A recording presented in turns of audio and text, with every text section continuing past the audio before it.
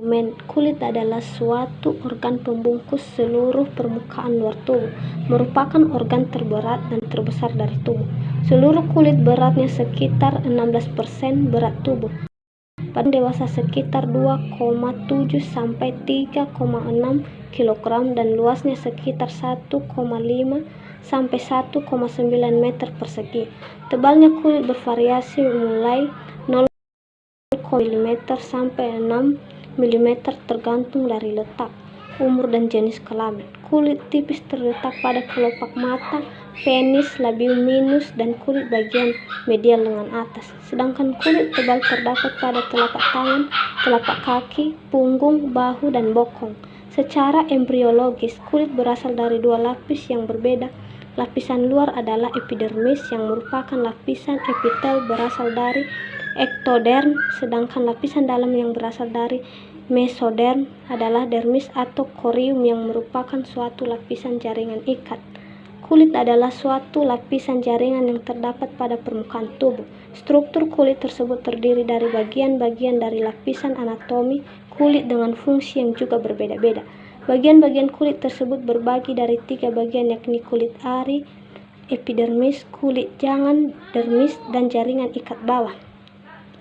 Pada suatu permukaan kulit tersebut terdapat suatu kelenjar keringat yang mengakresikan zat-zat sisa. Zat-zat sisa ini yang kemudian dikeluarkan melalui pori-pori kulit yang disebut dengan keringat. Keringat tersebut tersusun dari air serta juga garam-garam mineral, khususnya garam dapur atau naci, yang merupakan suatu hasil dari metabolisme protein. Fisiologi kulit. Kulit merupakan organ yang berfungsi sangat penting bagi tubuh, diantaranya adalah memungkinkan bertahan dalam berbagai kondisi lingkungan, sebagai barier infeksi, mengontrol suhu tubuh, termoregulasi, sensasi, ekskresi, dan metabolisme.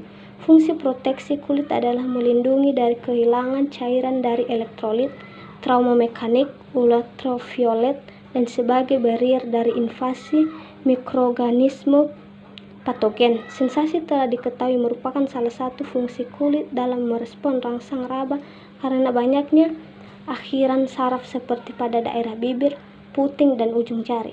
Kulit berperan pada pengaturan suhu dan keseimbangan cairan elektrolit. Termoregulasi dikontrol oleh hipotalamus. Temperatur perifer mengalami proses keseimbangan keringat insensibel loss dari kulit. Paru-paru dan mukosa bukal. Temperatur kulit dikontrol dengan dilatasi atau kontriksi pembuluh darah kulit. Bila temperatur meningkat terjadi dilatasi pembuluh darah, kemudian tubuh akan mengatur dengan melepas panas dari kulit dengan cara mengirim sinyal kimia yang dapat meningkatkan aliran darah di kulit. Pada temperatur yang menurun, pembuluh darah kulit akan vasokonstriksi yang kemudian akan mempertahankan panas, dapat meningkatkan aliran darah di kulit. Pada temperatur yang menurun, pembuluh darah kulit akan vasokonstriksi yang kemudian akan mempertahankan panas. Sensasi kulit adalah sensasi yang reseptornya adalah kulit, sedangkan sensasi visera adalah sensasi yang berkaitan dengan persepsi lingkungan dalam. Nyeri dari alat-alat visera biasanya digolongkan sebagai sensasi visera. Terdapat 4 sensasi kulit, yaitu raba tekan. Tekanan adalah raba yang ditahan agak lama, dingin, hangat, dan nyeri. Kulit mengandung berbagai jenis ujung saraf sensorik yang meliputi ujung saraf telanjang, saraf yang melebar, serta ujung saraf yang terselubang. Kulit merupakan lapisan terluar tubuh yang memiliki fungsi sebagai pelindung terhadap segala bentuk trauma. Kulit atau integumen membungkus bagian terluar. Integra berarti menutupi, mencapai 16% dari berat badan, di mana tidak hanya berfungsi sebagai barrier, mekanisme antara lingkungan eksternal dan jaringan di bawahnya, tetapi secara dinamis juga terlibat dalam mekanisme pertahanan dan fungsi penting lain termasuk anatomi kulit. 1. Epidermis. Epidermis merupakan lapisan kulit paling luar dan selalu mengalami regenerasi karena sel-sel kulit mati diluruhkan setiap hari. Fungsi utama dari epidermis adalah A. Membentuk sel-sel kulit baru.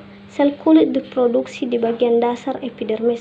Sel-sel kulit yang baru terbentuk akan terdorong mencapai lapisan paling luar dalam waktu 1 bulan untuk menggantikan sel-sel kulit mati. B. Memberi warna pada kulit.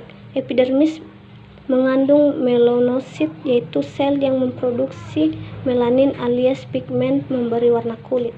C. Melindungi lapisan kulit di bawahnya.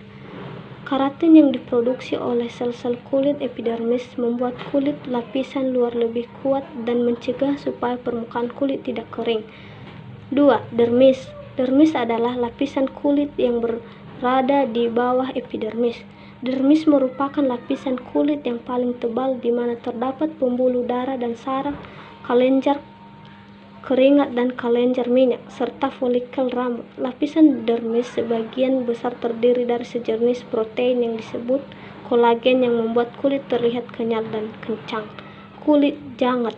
Dermis cerimcutis, yaitu lapisan jaringan menyangga yang elastis untuk menjaga kekenyalan kulit. Daya elastisitas yang terdiri dari serabut kolagen dan sel-sel lainnya untuk memperkuat otot-otot. Dalam lapisan ini terdapat 6 unsur sebagai berikut. A. Pembuluh darah dan getah bening. B. Ujung-ujung syaraf berasa. C. Kelenjar keringat. D. Kelenjar palit. E. Kantung atau folikel rambut dengan akar rambut. F. Otot penegak rambut atau musculus arrector pili. 3. Jaringan ikat di bawah kulit. Lapisan ini terutama mengandung jaringan lemak sebagai cadangan makanan, penahanan suhu badan, dan sebagai bantalan. Selain itu juga pembuluh darah dan limfe saraf-saraf yang berjalan sejajar dengan permukaan kulit. Fungsi kulit. 1. Pelindung atau proteksi. Epidermis, terutama lapisan tanduk, berguna untuk menutupi jaringan tubuh di sebelah dalam dan melindungi tubuh dari pengaruh luar seperti luka dan serangan kuman. Lapisan paling luar dari kulit ari diselubangi dengan lapisan tipis lemak yang menjadikan kulit tahan air. Kulit dapat menahan kulit tubuh, menahan luka-luka kecil, mencegah zat kimia dan bakteri masuk ke dalam tubuh, serta menghalau rangsangan fisik seperti sinar ultraviolet dari matahari. 2. Menerima rangsangan. Kulit sangat pekat terhadap berbagai rangsangan sensorik yang berhubungan dengan sakit, suhu panas atau dingin, tekanan, rabaan, dan getaran. Kulit sebagai alat perasa dirasakan melalui ujung-ujung saraf sensasi. 3. Pengatur panas atau termoregulasi. Kulit mengatur suhu melalui dilatasi dan konstruksi pembuluh kapiler serta melalui respirasi yang keduanya dipengaruhi saraf otonom. Tubuh yang sehat memiliki suhu tetap kira-kira 98,6 derajat Fahrenheit atau sekitar 36,50 Celcius. Ketika terjadi perubahan pada suhu luar, darah dan kelenjar keringat kulit mengadakan penyesuaian seperlunya dalam fungsinya masing-masing. Pengatur panas adalah salah satu fungsi kulit sebagai organ antara tubuh dan lingkungan, sedangkan panas akan hilang dengan penguapan keringat. 4. Pengeluaran ekskresi. Kulit mengeluarkan zat-zat tertentu yaitu keringat dari kelenjar-kelenjar yang dikeluarkan melalui pori-pori keringat dengan membawa garam, yodium, dan zat kimia lainnya. Air yang dikeluarkan melalui kulit tidak saja disalurkan melalui keringat, tetapi juga melalui penguapan air transepidermis sebagai pembentukan keringat yang tidak disadari. 5. Penyimpanan. Kulit dapat menyimpan lemak di dalam kelenjar lemak. 6. Penyerapan terbatas. Kulit dapat menyerap zat-zat tertentu, terutama zat-zat yang larut dalam lemak dapat diserap ke dalam kulit. Hormon yang terdapat pada krim muka dapat masuk ke dalam kelenjar palit, merembes melalui dinding pembuluh darah ke dalam peredaran darah, kemudian berbagai organ tubuh lainnya. 7. Penunjang penampilan.